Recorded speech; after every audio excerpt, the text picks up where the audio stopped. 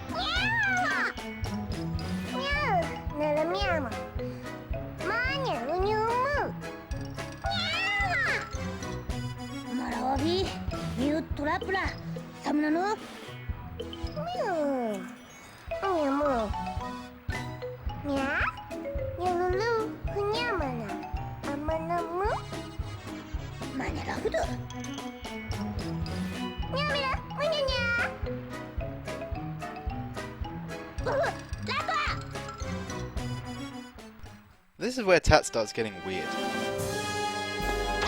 So yes, this is our introduction to the Keton. Basically, by constantly jumping, it allows us to fly, helicopter style. It's one of those things that can be a little hard to control when you first getting used to it.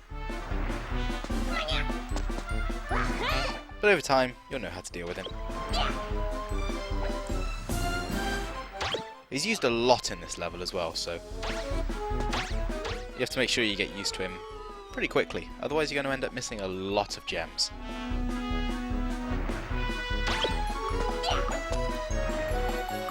So now we have what I think is our first ride. This pirate ship.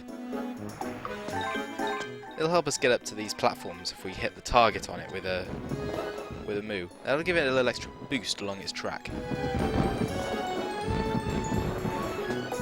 There's no tricks here with that track.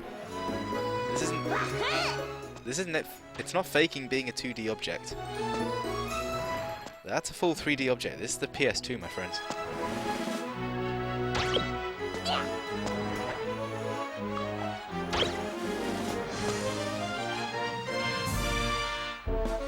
So yeah, we can't use a Moo to help us get up this side because we need it to break this block to get into the circus.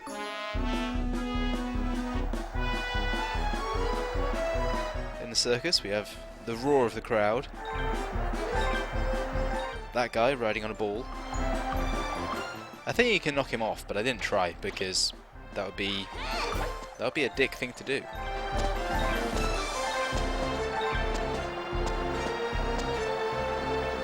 Okay, what we came in here for is that doll piece. And to pose for the crowd. Because we're just that cool.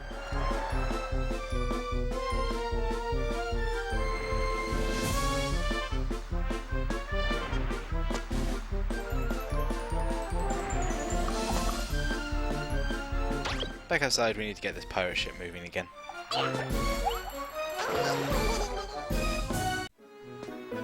And after doing that, we're back up to collect these gems again.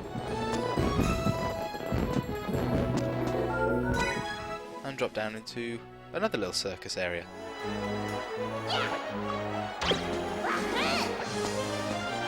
We're faced with a little puzzle. Basically, this Moo cannot get up high, but that one can.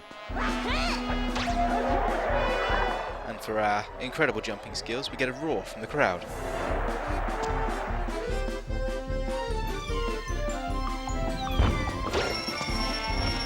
This whole world's filled with cool little touches like that.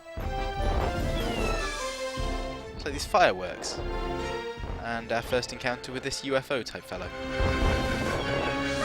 He'll basically pause for a while, then just rocket upwards, and then at the top you'll have a few seconds to position yourself before it drops you down. There's often a huge string of gems. This Keaton's tough to deal with.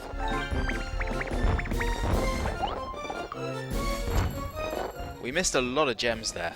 But if we'd wasted any more time, we would have ended up in the water.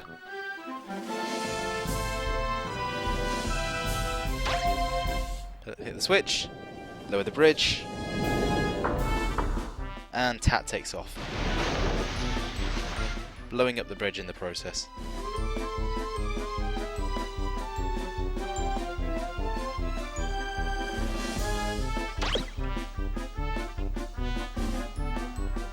After the hidden Poco Egg shenanigans in the last level,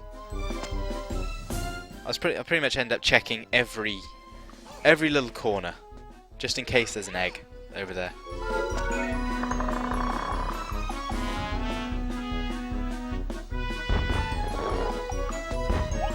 But with corners checked, now time to enter this totally safe looking house.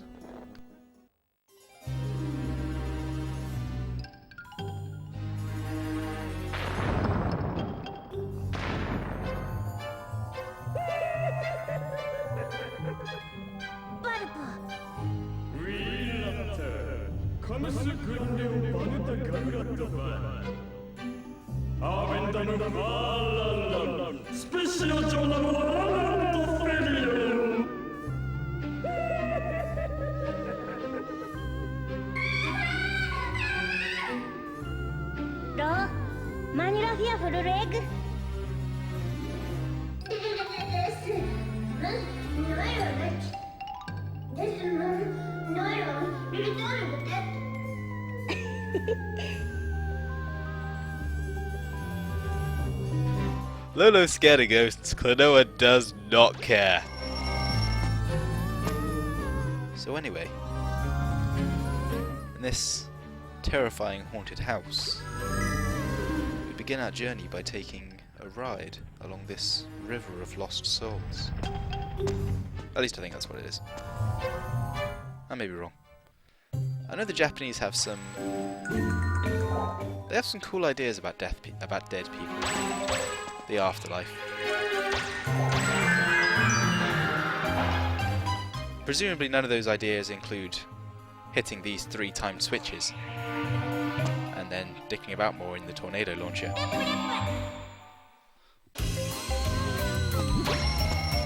Outside we get more new music that is again, going to be stuck in your head all damn day. These rock ghosts will bounce you around on the Keton, and they orbit those clusters of gems. So getting these gems can be kind of a pain in the ass.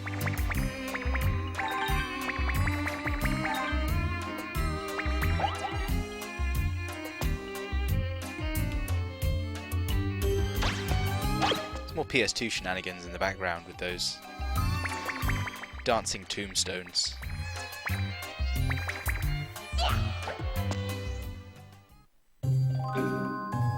Now back inside for more switches. A nice improvement on these things from Door to Phantomile is that different switches have different timers on them. Like that top one has a much longer timer on it than the other two. So it becomes obvious once you hit it that that's the first one you need to hit. And then you have plenty of time, even if you mess up and probably don't do it the way they planned it. You still have plenty of time to get across and hit the other two. So yeah, triple switches. Another thing that's implemented just much better in this game. Another bridge of moos, and a giant moo that we can pop for 9 gems. And then a tornado launcher that we can't quite reach. Thankfully, there's another giant moo here. We can blow up, and once this moo gets in our path, we can use him to get to the tornado launcher. And then I forget to pop the big moo, costing us another 9 gems. There's some Frankenstein's kind of thing going on in the background there. But we're more interested in our gems.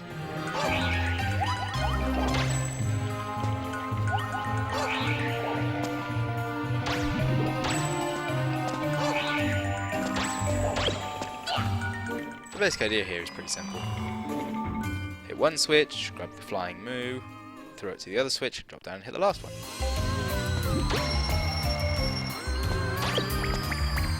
Before doing anything here, grab the door piece, and that gives us all 6. And here's those jumping fish again. Dealing some damage this time.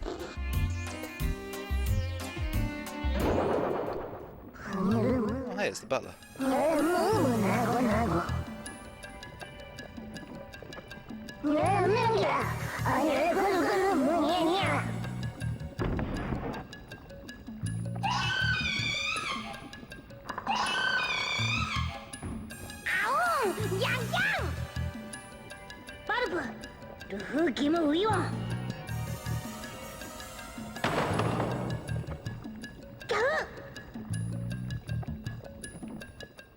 That voice sounded oddly familiar.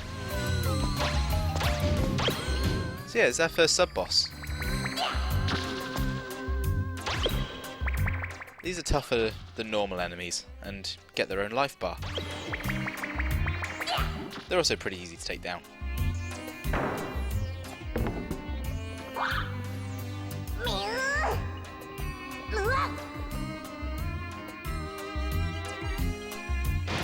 That I think is our first confirmation that Tat is actually a female, which probably disappointed some people.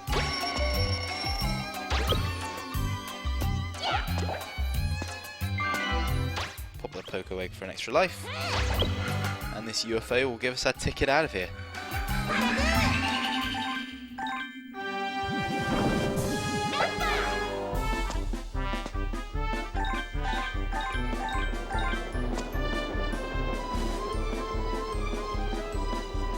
This game's very fond of its long drops, I've noticed.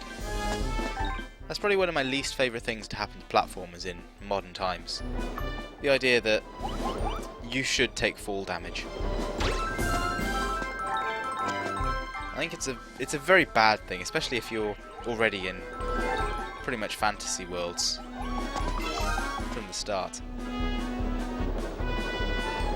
And given that most platform heroes have some kind of move that will tend to negate fall damage if you do it at the right time. Like Klonoa has his flutter jump, Mario has the butt stomp. It's just pointless.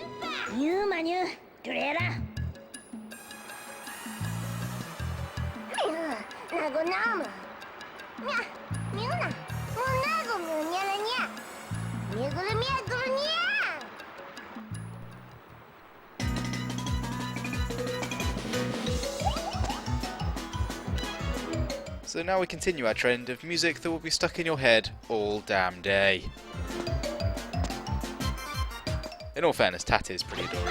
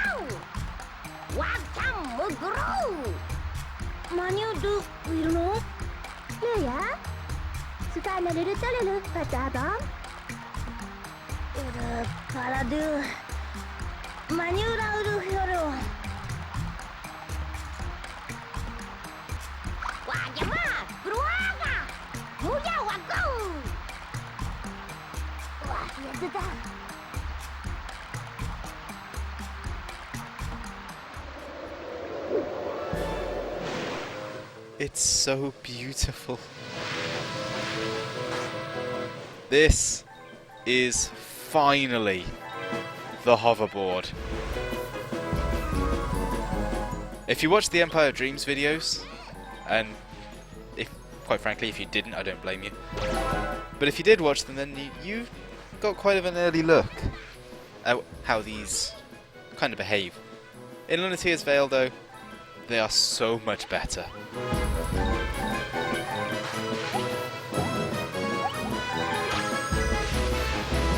Basically, we can speed up and slow down, and initially we're just moving along this path, dodging obstacles, grabbing gems. There's various power-ups hidden in knocking about in those balloons.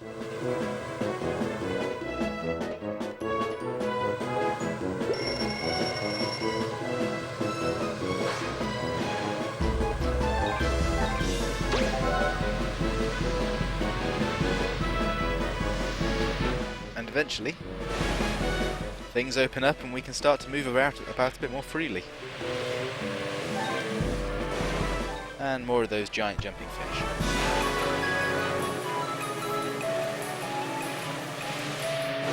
I have to stress something. There is no way I can make it come across in videos or in commentary. There is no way I can properly convey just how much fun these sections are. Like, when playing this, I just had a giant grin on my face the entire time. I was crying tears of joy when I first saw the hoverboard. Because these are so much fun. Whether it's just going through the level normally, or if you're actively trying, like me, to bust out as many tricks and as many cool little maneuvers as you can, you stop worrying about grabbing all the gems, because you're just having fun. It's just fun to ride around like this.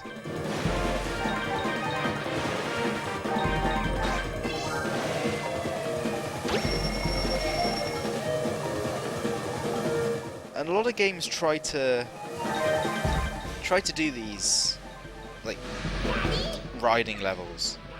And the reason a lot of them fail, I think, is because they fail at properly giving you a view of what's up ahead. And that's what this level is very good at. When something's up ahead, you can always see it from a good enough distance to prepare for it, to be ready for it, and to properly time your jump, or your shot, or be in the right position to get whatever prizes are around. And that's why it is fun. You don't feel like you don't ever feel when you're doing these levels like you're being cheated out of power-ups, you're being cheated out of gems, because you never are. If you miss something, it is your fault. And you may worry about that for a second, but then you just move on, because you need to keep your eyes forward towards the next prize.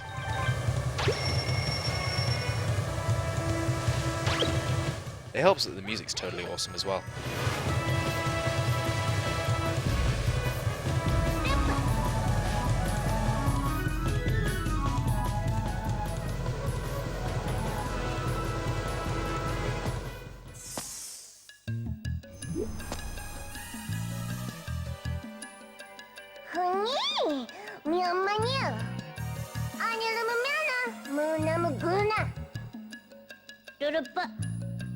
Ja, nasa betwig.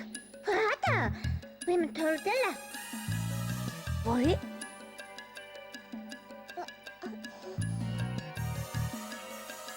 Seno, lebe alfte.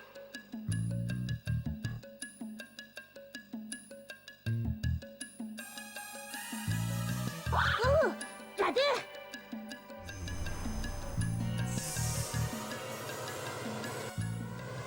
Well, that wasn't awkward at all. The music kicks in and we're back chasing Tat.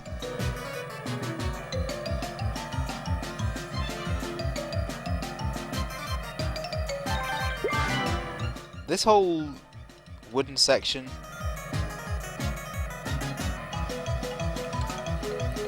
the onus is on there. And again, it may be sounding like a broken record, but it is fun as hell. The onus is here because you're chasing her as fast as you can, and this corner for some reason reminds me of a old game called Cyberdeck that nobody played. And if you have heard of it, great. If you enjoyed it, great. If you didn't, if you never played it, don't bother hunting it down, it's rubbish.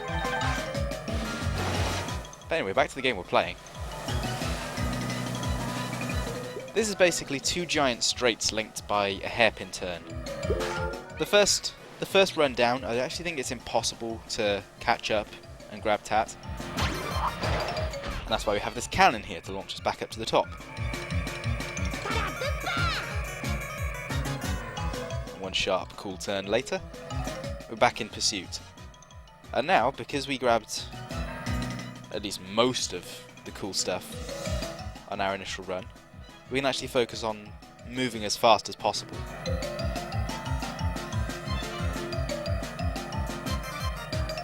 And actually catching Tat. And dragging her behind the board.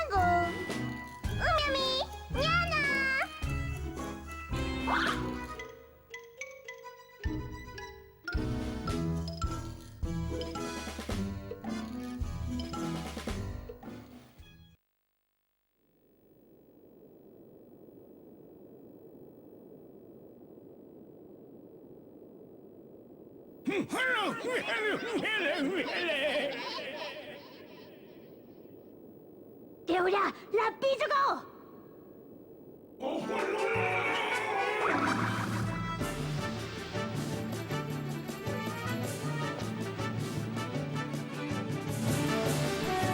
So it's boss time again.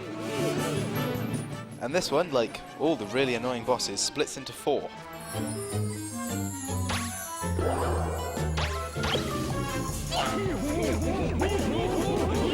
There are 2 ways to figure out which is the real one.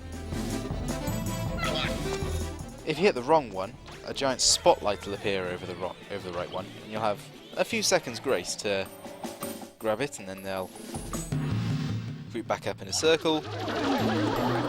But they don't join together again, so you can keep your eye on the real one. Once you get that first hit, you'll start rolling around in a circle, like this. This is where you can basically start chaining hits and completely drain his life bar just from one initial hit.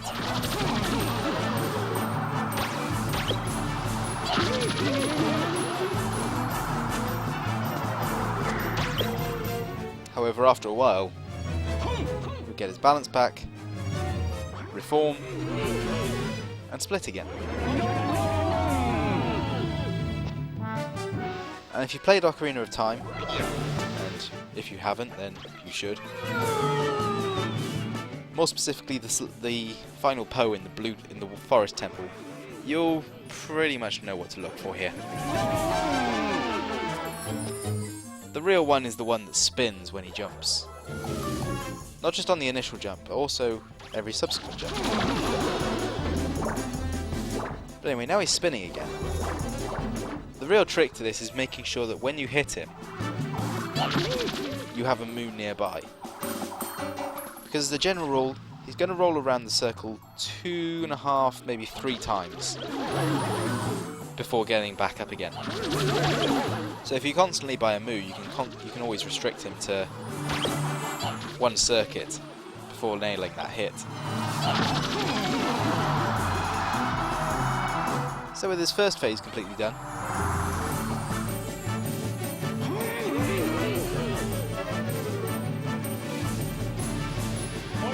he now starts to get a bit serious.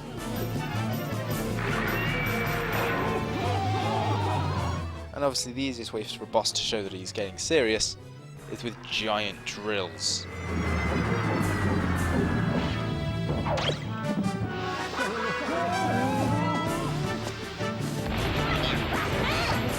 I'll admit, it took me a while to actually remember how to take this guy out. For a long time I was trying to throw moves underneath him when he dropped down. It's that video gamer mindset of the actual boss himself must be the weak point. And of course things aren't helped when I throw a moo into the rainbow drills.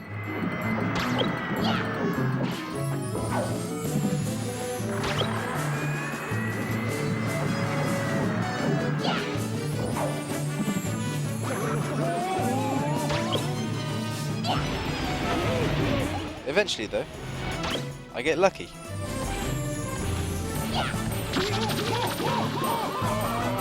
And finally deliver the first proper hit. Hitting the drill container knocks him off balance and starts him rolling around the arena again. Then it's just a case of throwing one up the bottom, so to speak.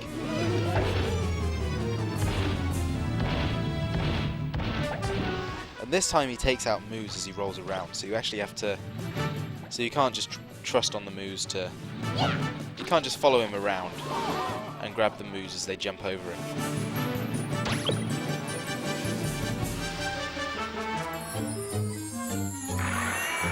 Nothing changes in this final phase. He doesn't hugely change speed. If he has any new special attacks, I didn't see them. So it really is just a case of hit the drills, and then hit him. And then watch him explode while striking a pose.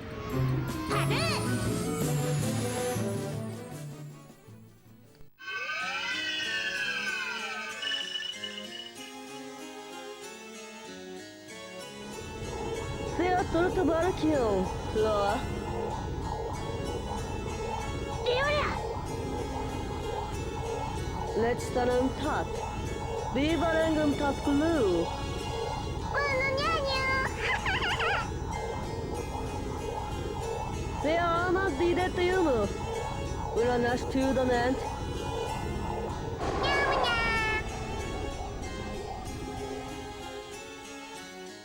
Manu piparo.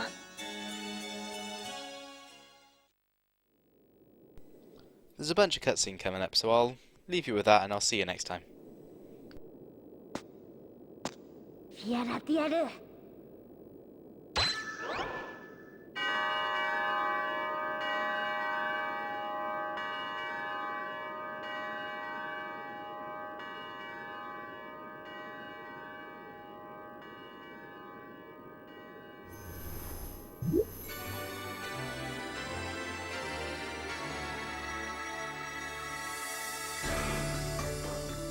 いや、ラスクルス。レーシャー、レーシャー。わーわーもうきゃわかん。